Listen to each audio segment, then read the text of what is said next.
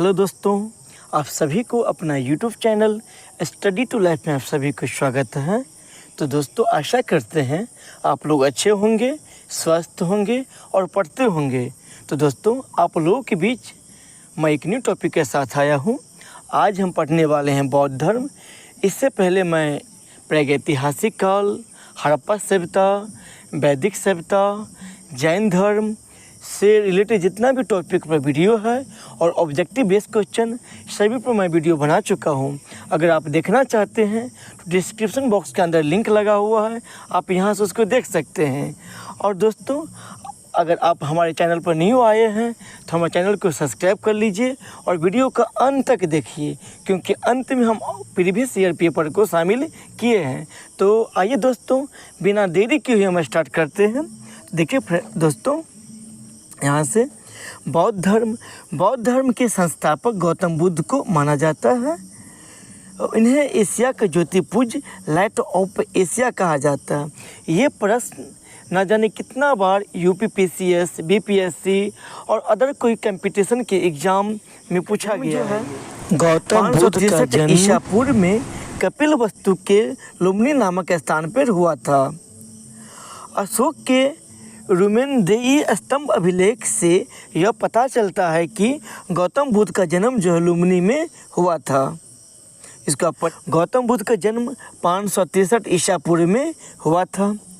उसका जन्म स्थान जो है लुम्बिनी वन, जो कपिलवस्तु वर्तमान में रुमेनदेई नेपाल में ये वर्तमान में है। पिता का नाम शुद्रोधन, उसके पापा जो है शक्य के राजा कपिलवस्तु के शासक थे। माता महामाया देवी, बचपन का नाम जो गौतम बुद्ध का सिद्धार्थ था। उसका गोत्र गौतम है। जन्म के 7वें दिन उसके माता जी मर गई, तो उसका लालन पालन जो है उसकी मौसी प्रजापति गौतमी की है।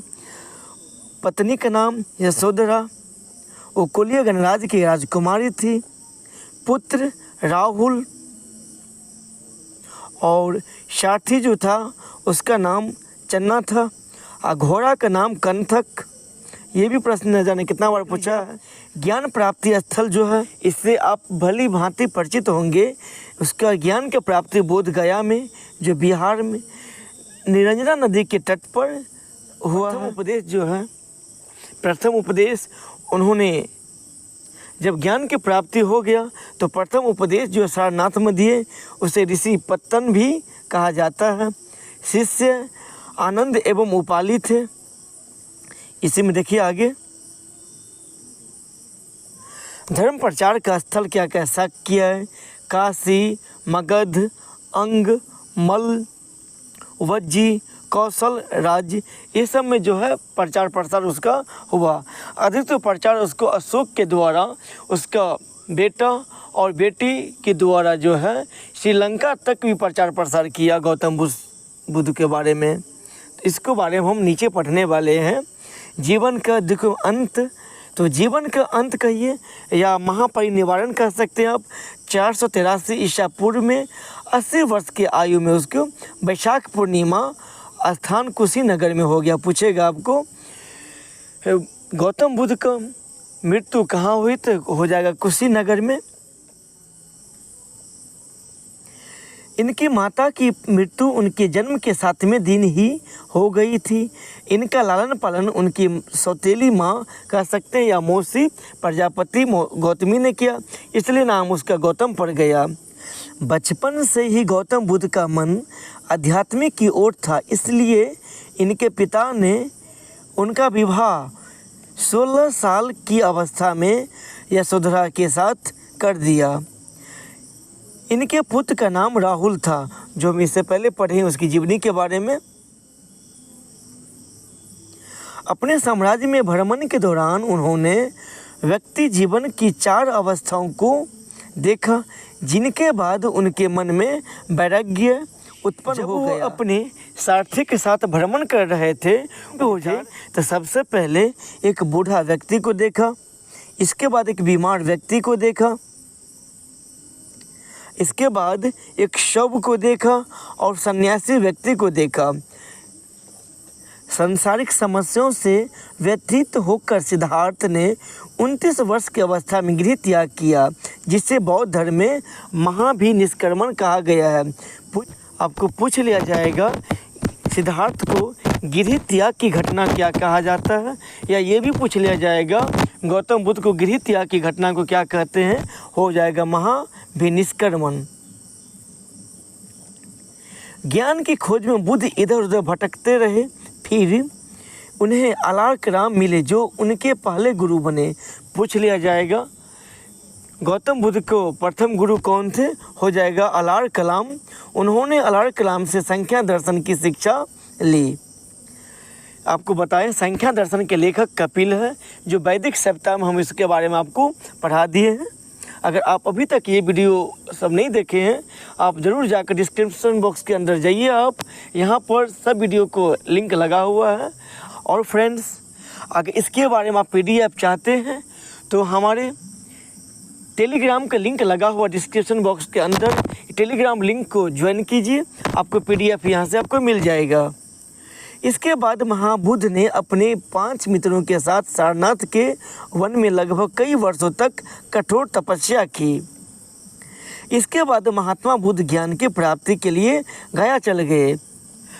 गया में लगभग कठिन तपस्या के बाद 35 वर्ष की आयु में वैशाख पूर्णिमा की रात निरंजना नदी के किनारे पीपल वृक्ष के नीचे सिद्धार्थ को ज्ञान की प्राप्ति हुआ।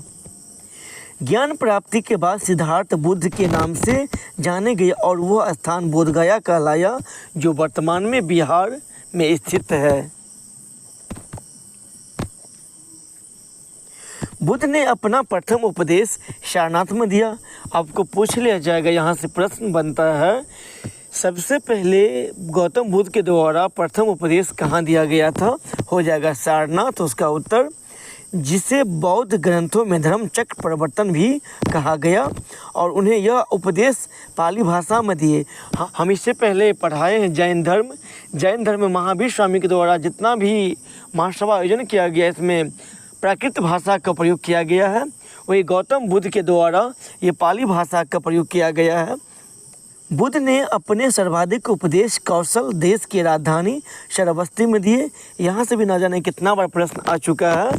गौतम बुद्ध के द्वारा प्रथम उपदेश कहाँ दिया गया, हो जाएगा सारनाथ। वही सबसे अधिक उपदेश कहाँ दिए, हो जाएगा श्रावस्ती। संसार अस्थिर और क्षणिक है, यह मान्यता बौद्ध धर्म से संबंधित है।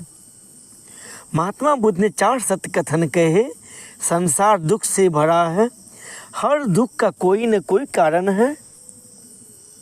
सभी दुखों का सबसे बड़ा कारण है इच्छा। इस इच्छा पर नियंत्रण पाया जा सकता है। जो BPSC 2020 में पूछा गया प्रश्न था, त्रिरत्न किससे संबंधित है, तो आप देखिए यहाँ से त्रिरत्न जो है बुद्ध, संघ, धम्म, ये बौद्ध धर्म से संबंधित है। महात्मा बुद्ध के प्रमुख अनुयायी थे बिंबिसार, प्रसेनजित, उदयन।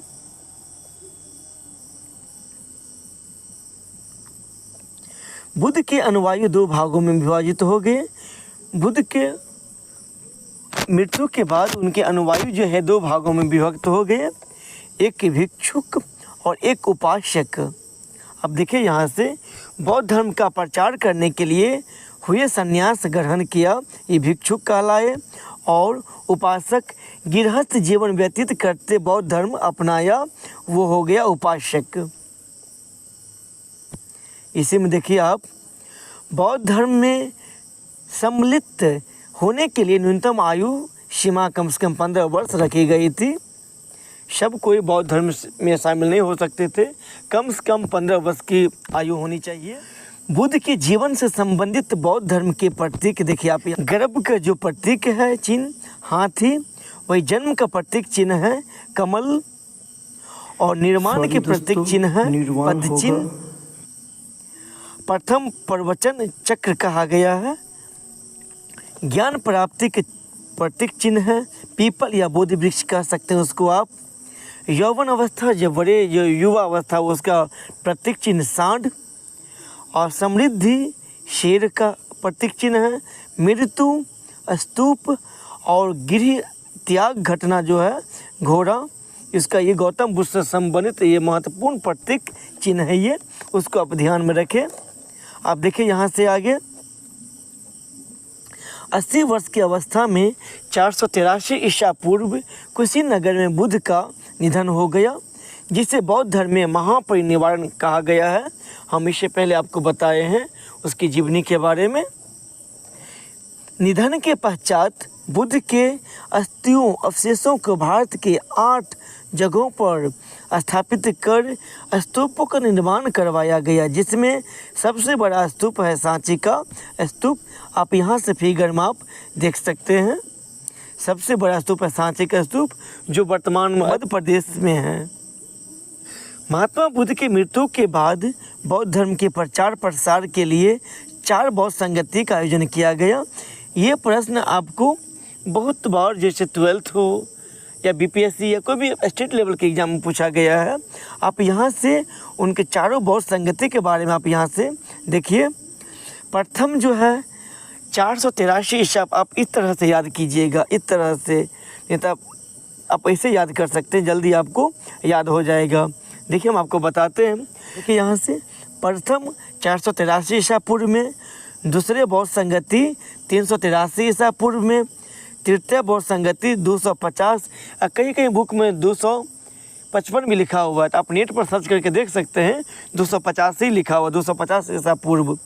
वही चतुर्थ बौद्ध संगति प्रथम शताब्दी कह सकते हैं या 98 ईस्वी कह सकते हैं।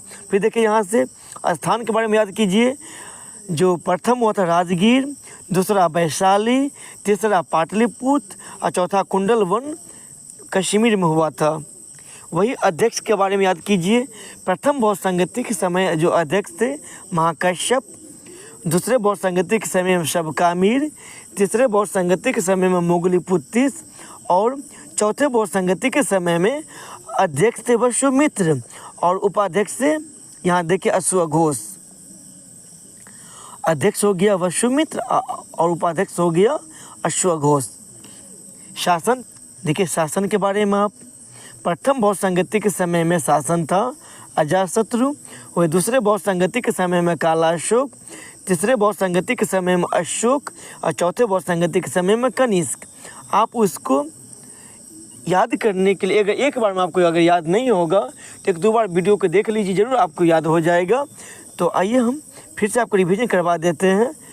483 ईसा पूर्व प्रथम बौद्ध संगति, 383, 250, 98 ईसा पूर्व राजगिरी, वैशाली, पाटलिपुत्र, कुंडलवन कश्मीर, महाकश्यप, शबकामीर, मोगलीपुत्तिस, वसुमित्र अध्यक्ष थे चौथी बौद्ध संगति के समय में और उपाध्यक्ष हो जाएगा अश्वघोष।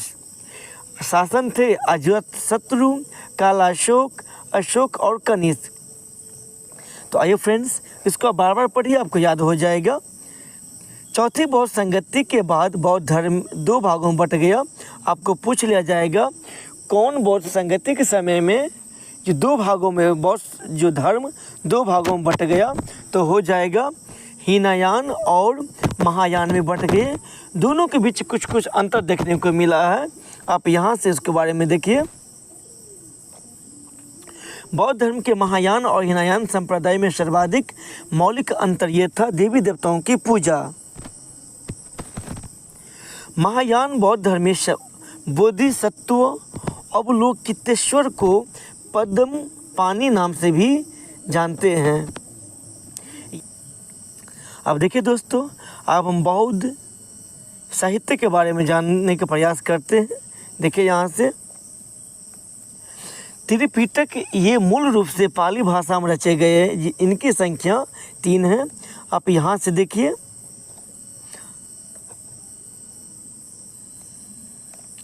सुत्त पिटक में पिटकों में बृहत्तम है ये। इसमें बौद्ध धर्म के उपदेश को संकलित किया गया है।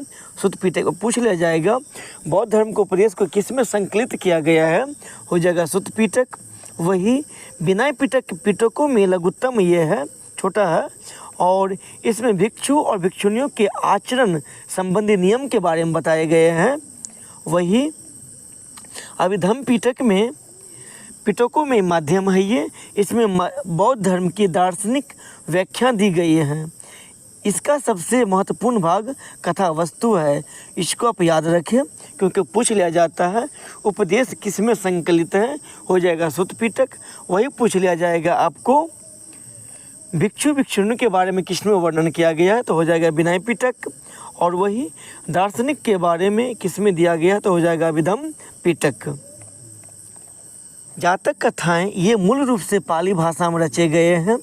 इसकी संख्या 549 है। इनमें बुद्ध के पुनर्जन्मों की कथाएं वर्णन है। बुद्ध चरित आपको बता दें, बुद्ध चरित्र के लेखक अश्वघोष हैं। इनकी रचना संस्कृत भाषा में हुई है। अश्वघोष के द्वारा रचना किया गया यह एक महाकाव्य है। इसमें बुद्ध का जीवन वृत्त एवं उनकी शिक्षाओं का वर्णन है। इसमें बौद्धों की रामायण भी कहा जाता है। आपको पूछ लिया जाएगा बौद्धों को रामायण किसे कहा जाता, हो जाएगा बुद्ध चरित्र। देखिए धम्मपद पाली भाषा में रचा गया। इसमें बौद्धों की गीता कहा गया है। पूछ लिया जाएगा बौद्धों की गीता किसे कहा जाता, हो जाएगा धम्मपद। और वही बौद्धों को रामायण कहा गया है, हो जाएगा बुद्ध चरित्र। ये महत्वपूर्ण तथ्य जो है हम NCERT सार संग्रह से उठाए हुए हैं। आप इसको अंत तक देखिए क्योंकि इसमें महत्वपूर्ण फैक्ट को हम शामिल किए हुए हैं। आप यहाँ से देखिए महात्मा बुद्ध की शिक्षाएं सर्वप्रथम किस रूप में संकलित की गई है, तो हो जाएगा पिटक के त्रिपिटक के रूप में, जो हम अभी आपको हम जस्ट बताए हैं। सुत्त पिटक, विनय पिटक और विधम पिटक। महाभिनिष्क्रमण से क्या तात्पर्य है? बुद्ध के गिरित्याग की घटना को महाभिनिष्क्रमण कहा गया है। बुद्ध को ईश्वर के रूप में पूजने वाला बौद्ध संप्रदाय कौन सा है, तो हो जाएगा महायान।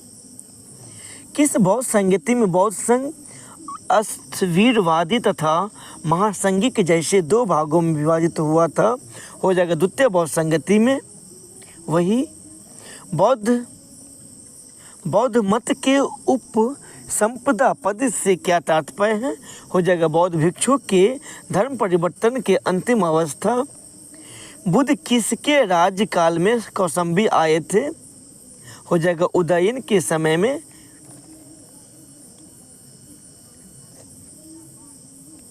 बुद्ध धर्म में शून्यवाद तथा विज्ञानवाद जैसे दार्शनिक पद्धतियों का उदय हुआ। इसका प्रभाव शंकराचार्य के दर्शन पर भी पड़ा।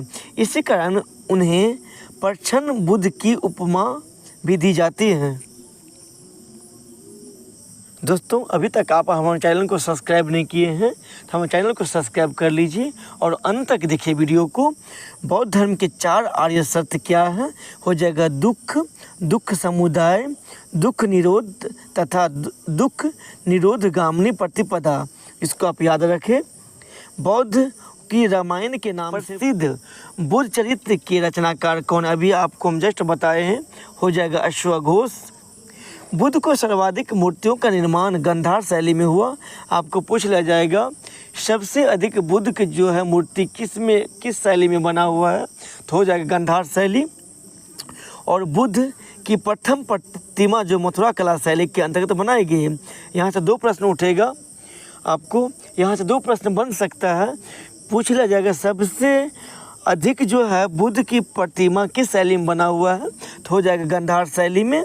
वही सबसे पहली प्रतिमा जो किस शैली में बना गया है, हो जाएगा मथुरा कला शैली में।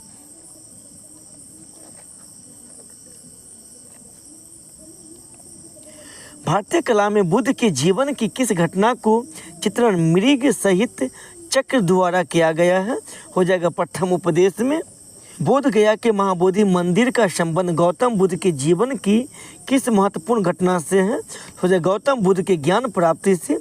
क्योंकि बोध गया में ही जहाँ पर मंदिर अभी स्थापित है, यहीं पर तपस्या करते हुए महात्मा बुद्ध को ज्ञान की प्राप्ति हुई, तब से वो बुद्ध कहलाए। बुद्ध के उपदेश किससे संबंधित है, आचरण की शुद्धता एवं पवित्रता से है। ये बुद्ध के जीवन काल में ही कौन संघ प्रमुख बनना चाहता था, हो जाएगा देवदत्त।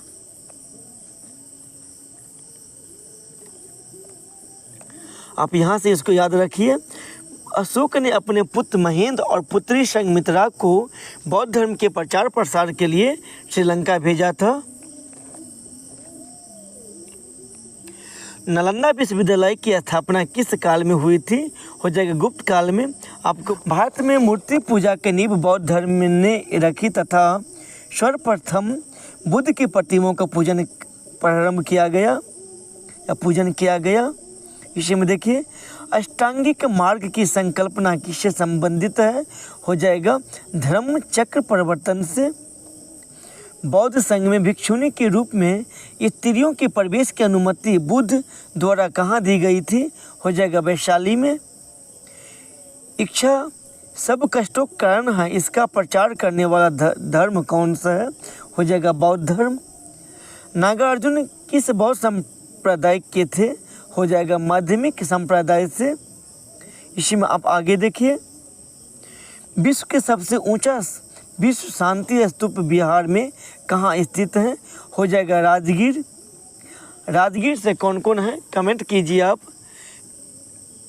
इसी में आप आगे देखिए बुद्ध की 80 फीट ऊंची प्रतिमा जो बोध गया में स्थित है जिसके द्वारा निर्मित की गई है, हो जाएगा जापानी के द्वारा ये बनाया गया है। ये शून्यता के सिद्धांत का सर्वप्रथम प्रतिपादन करने वाला बौद्ध दार्शनिक कौन था? हो जाएगा नागार्जुन। नव नालंदा महाविहार किसके लिए विख्यात है?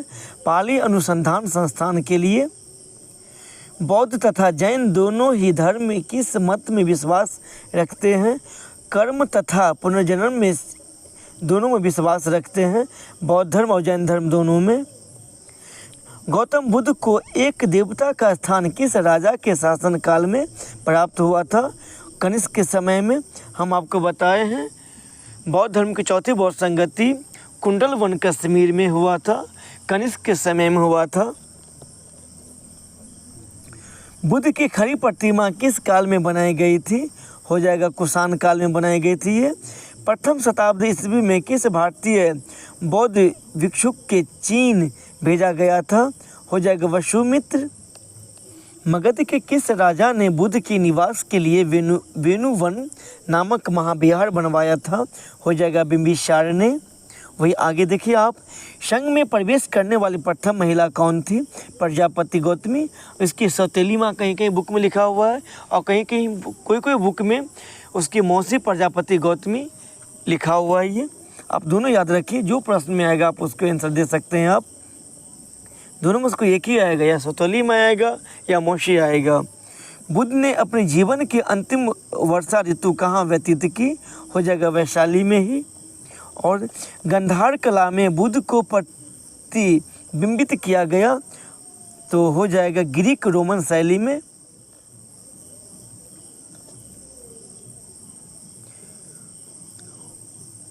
उपोस्त का आचरण कौन करते थे? हो जाएगा बौद्ध भिक्षु। भारत का सबसे बड़ा बौद्ध मठ कहाँ स्थित है? सिक्किम में। पूछ लिया जाएगा सबसे बड़ा बौद्ध मठ कहाँ स्थित है? हो जाएगा सिक्किम में। सिक्किम से कौन कौन बिलोंग करते हैं आप हमारे कमेंट बॉक्स में उत्तर दीजिए।